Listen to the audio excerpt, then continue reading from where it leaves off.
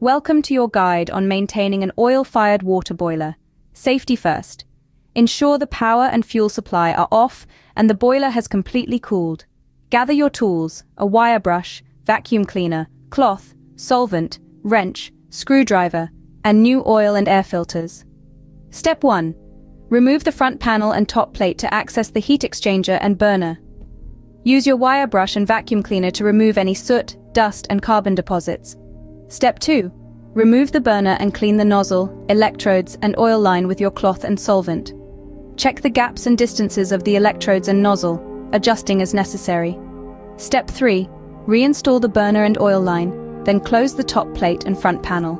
Open the side panel to clean the water jacket fingers with your fine brush and vacuum cleaner. Step 4. Close the side panel and clean the bottom of the chimney with a long rod and brush. Step 5. Vacuum the burn chamber and check the liner for any cracks or damage. Replace if necessary. Step 6.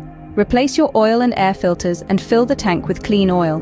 You may need to bleed the filter and burner to remove any air from the oil line.